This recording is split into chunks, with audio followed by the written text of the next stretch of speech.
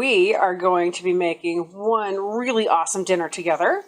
So this is a dinner, of course, potatoes, onion, cabbage. That's a garlic clove. You can use any type of sausage you want, or don't even use sausage, whatever your taste buds are up to. This is an entire onion. I'd almost call this a large onion in a way. You can use as little or as much onion as you want. You can also substitute like chives or green onion if you wanted to, or even add some more to it. Things that we're going to be adding as we're cooking, we'll start by putting some olive oil in our skillet. And then as we go, I will add butter toward the end for the flavor. Even though I'm using garlic, I do like to add garlic powder. I've got pink Himalayan salt and black pepper. So it's a pretty easy meal. It's pretty straightforward. I've actually got my skillet here already prepping for me. It's on a low heat, just so that when I put things in, it's already ready to go. It's already this cast iron skillet is already prepped to cook. So I'm going to move a few things around here and we'll get started. I'm going to clean my potatoes and peel off any spots that are a bit rough, and I'll show you guys the next process part. After you've washed your potato, under running water, I scrub it with my fingers. I don't have a potato brush, but just scrub your potato really good. Cut off any areas that are questionable or that you don't like. And then you're going to start slicing.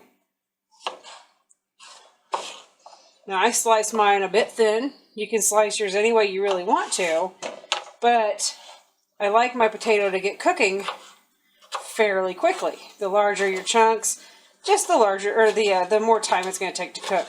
So I'm just going to be slicing my potato like this. And see just how thin those pieces are. And the reason I cut it down the middle like that, and I've got these, is it gives the illusion almost of creating more. But also when the skillet, as you're moving it around in the skillet for it to cook, these little pieces are able to move around easier in your skillet than the large pieces are. And again, they're going to be cooking quicker. So the very first thing I do when I'm doing this is my potatoes. They take longer to cook than the rest of it. And I did mention that the skillet is already prepping. It's on a low heat. It's not even medium low. It's just a very low heat. I don't want it to be on a super high heat so that when I put these in there, there's the chance of having oil coming back at you and scalding you, burning you. So, take our lid off. I had already sprayed my skillet with olive oil. I'm going to grab this olive oil and drizzle just a bit in here. And again, this is also why that skillet is on a low heat, so that when we pour that in there, you don't end up having stuff popping back at you. There's nothing like hot oil popping you. So just a nice, low, easy temperature. And also, having it on a lower temperature makes it so that you're not in a massive hurry to quickly get everything done just as fast as you can. And while you're cutting another one, everything's burning or something. So a nice, low heat. Cook it nice and easy. There's no rush. A lot of people like getting that burner cranked up to medium or higher and ended up with scalded or burned food. Nice and easy. Now I know with this burner and with my stove, I can actually crank this up now to 2, which is right between low and medium. And it's just going to start to heat that oil and get those potatoes cooking just with enough heat so that as I add my other 2 potatoes, they will incorporate those raw potatoes into the cook, and they'll help cook it faster. So now I'm going to grab 2 more potatoes and do the same thing, and then I'll show you the next step. All right, on to our last potato. You can use whatever type of potato you would like. We typically actually prefer the yellows or the reds, but tonight I'm just using the old standby russet. The rule of thumb with potatoes is 1 per person when it's a standard potato. And if it's larger than a standard, you can easily go 2, even 3 people per potato. Some of those potatoes are rather large. So there's 4 of us here, but I feel like these potatoes are slightly on the larger side. Plus, it doesn't hurt to not use that much potato. So we're only using 3 tonight. Another thing you can do in here is instead of potatoes, you can use yams or sweet potatoes.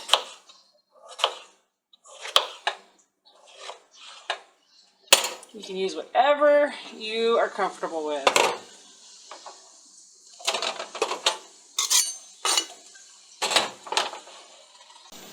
Kind of smush it around in there evenly while we get to the next part. And it's still cooking on number 2 on this burner, which is a medium-low. I would almost call that low-medium. Alright, lid back on. It helps hold in the moisture. It helps cook those potatoes a bit quicker by holding that moisture in. Next, I like to add my onion. It looks a little funny, right? This is actually some roots off the base of this onion. It's trying to grow. So not only am I going to show you how I do my onion for this, I'm going to show you how I save onions to plant in my garden. So you see here in the middle, so not only do I have this root and a couple others I saw, I've got green in the middle of my onion. That means this onion's trying to grow. When you grow these, sometimes you'll get a second onion bulb if you put this whole thing in the ground. Sometimes you'll get a second onion bulb that'll feed off of the other one. You'll get one for your trouble. What I like to do is trim off the good part of the onion. See that? It's perfectly fine. And eating the green's not bad for you. You're just eating a live plant. That's good for you. But I'm going to trim this. Remember where my root is. And then this guy is actually going to go out to the garden. And what I'm going to do with him in the garden is put him in the soil and allow this onion to flower. And we got a little close right there, but that's all right. They'll still grow. But anyway, I will take this guy out to the garden, put him in the soil, allowing and encouraging growth. They set beautiful, beautiful flowers that are excellent for bringing in pollinators to your gardens and flower beds. And then, guess what? They seed. And those seeds create more onions for you. See that? I'm just freeing up what's alive in there. It's currently April here in Idaho, and I'm down in what's called the Treasure Valley area, not up in the mountains. You could do it whether you're in the mountains or the Treasure Valley or wherever anyways. But because we're in April in my area, I've actually been planting onions out since February. But I'll take this guy out to the garden, just like this, dig out a spot with some good soil, and bury it. See, there's a good green portion here. I will bury it just like that into the soil, and then put a little bit of mulch around it, not too close to it, but enough to protect it, and just keep it well watered, not drowned, but well watered. And it'll eventually have shoots that pop up, green shoots, and those actually you can eat. They're edible. They're perfectly fine. It tastes like a green onion. And anyway, I'll let this go throughout the year. It'll flower. It'll attract bees and butterflies and other good things, and set seed and grow more onions for me. So there we go. Okay, back to this. Got a mess on my cutting board. You can cut your onion as small or as large as you want it. It's kind of just dicing it.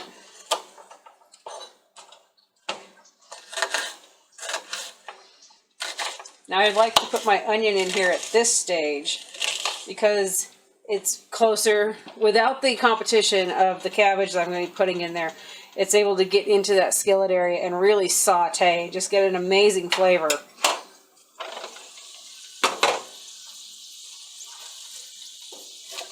And I think it also, at this stage, really helps to flavor up the potato that you've got going.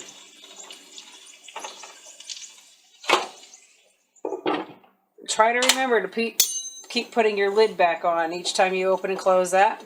Help keep that moisture in. It'll help cook it just a bit quicker for you.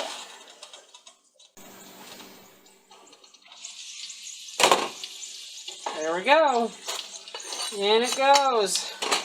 Give it a bit of a stir, let it get to the bottom. This is also when I can see if I've got enough oil in my skillet, if the potatoes are sticking, if I need to add more oil. So far it looks pretty darn good.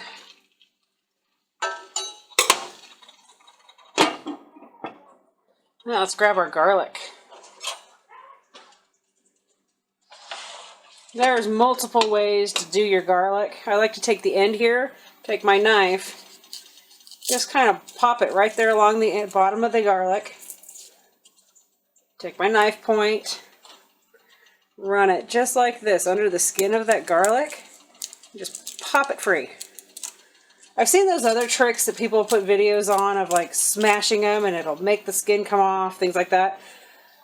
I find myself arguing with that.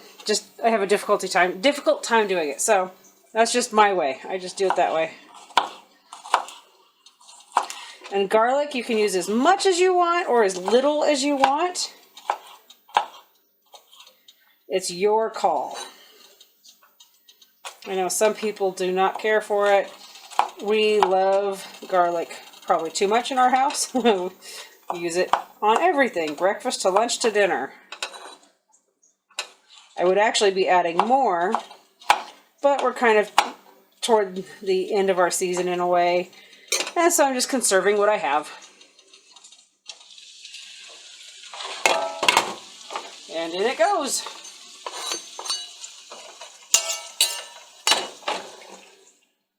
Now it's time to get serious with our cabbage. I'm going to peel off the outer leaves that were exposed at the store. It's usually just 2 leaves.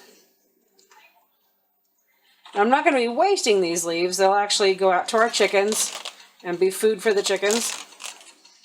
Or if you don't have chickens or something, you can compost it, feed it to your pigs, goats, whatever. But because that's been exposed, and there's usually dry spots and weird spots, I peel those off.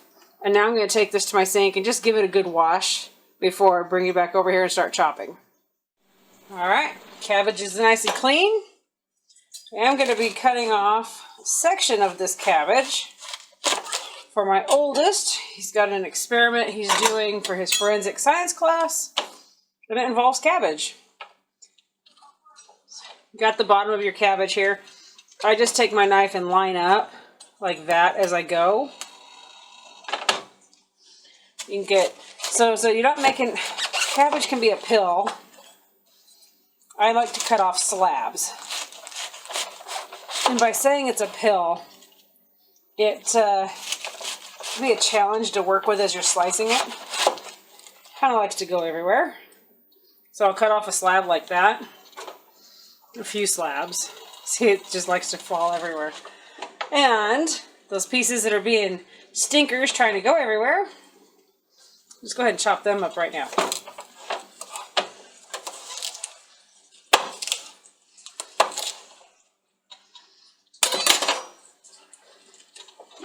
In they go. The cabbage is going to create quite a bit of moisture in your skillet and really get those potatoes cooking. Once you add that cabbage, you've got to come over to your skillet and just kind of check it, stir it about every 5 minutes.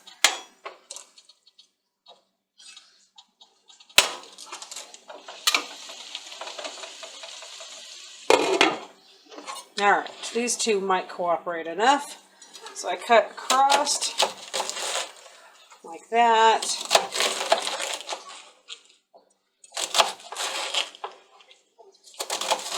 And then, because there's so many pieces that are really firm together right there, just come across like that.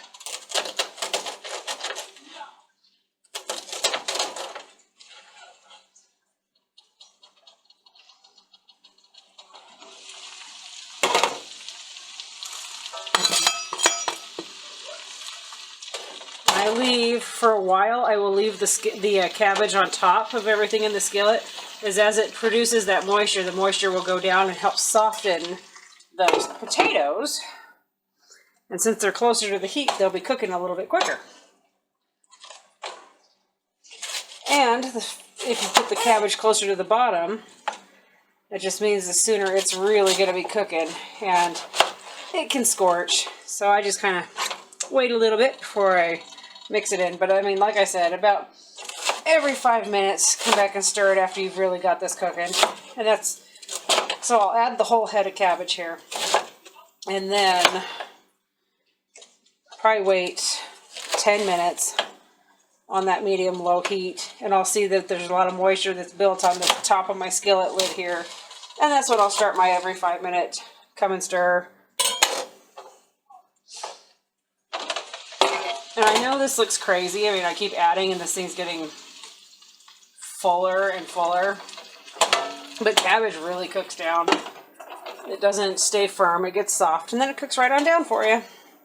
So I'm going to go ahead and finish up this cabbage. Get it all layered in there like you see. And it's going to be a while until the next stage. And I'll put you guys, I mean, for you guys it'll be just, you know, snap of the old fingers. But I guess I'll show you real quick one more thing before I turn the camera off for a little while. So now I'm left with this block. Just come in here, right there, just boop right through and use all of this. All right, I'm going to finish this up, and you guys will see the next part in just a moment. Well, this has been cooking for a little while now.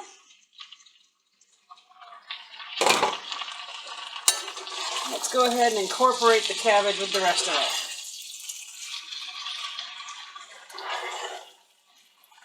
I wish you guys could smell this. The smell is so good. I haven't done any salt or any pepper, any other seasonings. It's all just all the things that I sliced and diced into here. The onion, the potatoes, the cabbage, and the garlic clove. It's all that I've put in there. I've still got some chunks of potato that are practically raw, and then I've got some others that are cooked through. That's totally normal. And that's why at this stage you start turning it and checking it every 5 minutes. And because you're going to be doing it every 5 minutes, I can turn the heat up just a bit. Now don't get excited and flip that heat up to literally medium or higher. You're just going to end up with a burned mess. So my dial goes 0 to 10. I'm at a 4. A 5 is a medium. 4 on my burners is a really great temperature. Now it's easy to burn and scorch stuff, but 4 is a temperature I can get away with being able to walk away for those 5 to 10 minutes at the most before I'd have to go back at it and stir it. So let's get that lid back on, contain that moisture, and give it 5 more minutes. Okay, this has been cooking long enough to soften up everything. Give it one last good stir here.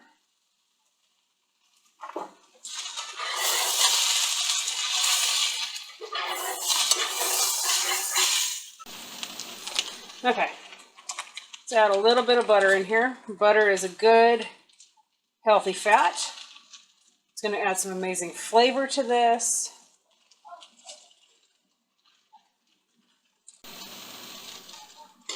There we go. Okay, next, set that out of the way. Got our sausages. These are raw, uncooked.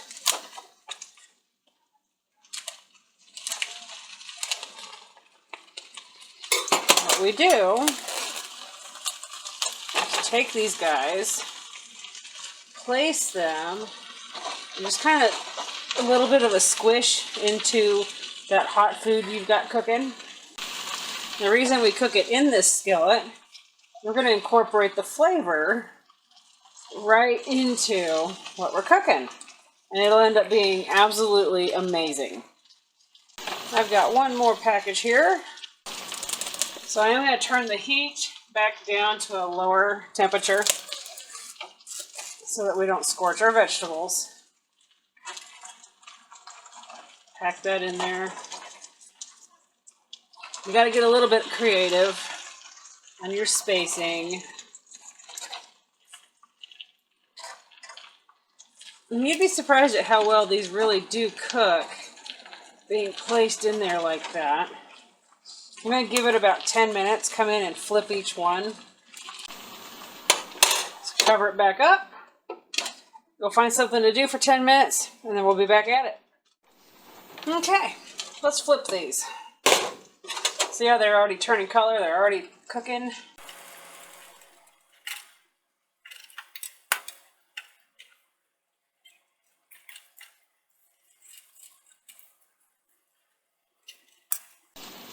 There we go.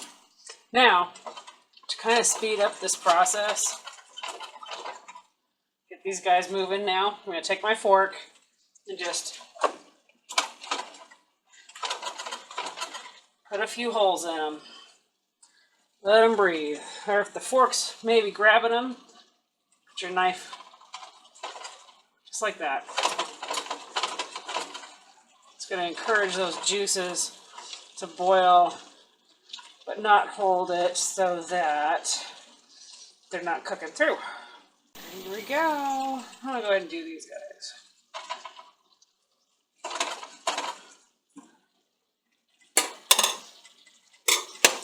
Well, I'm going to guess 10 more minutes tops, but I'll be back to check on it before then. Okay, so I cranked the heat up there for just a little bit. I'm going to take one of these guys out. Cut into it. You're just looking for anything that looks raw. I'd say we are cooked through. Raw looks pink, or even like a gummy whiteness to it on these guys. But if you're seeing a universal brown type color, then you're good to go. So let's put these on some plates and get everybody their dinner. All right, let's dish up some dinner for everybody.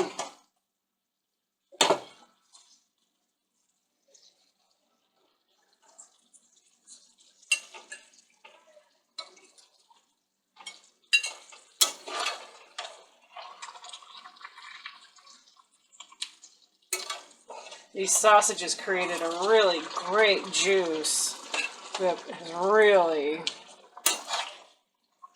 added a lot of flavor to this meal.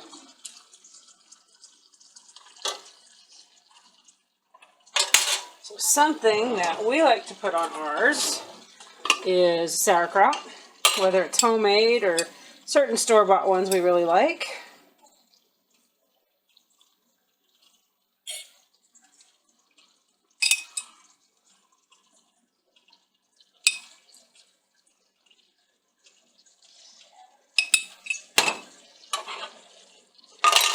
And on the potato cabbage mix, a little bit of garlic powder, ground pepper, and we'll sprinkle on some pink Himalayan salt. There you go.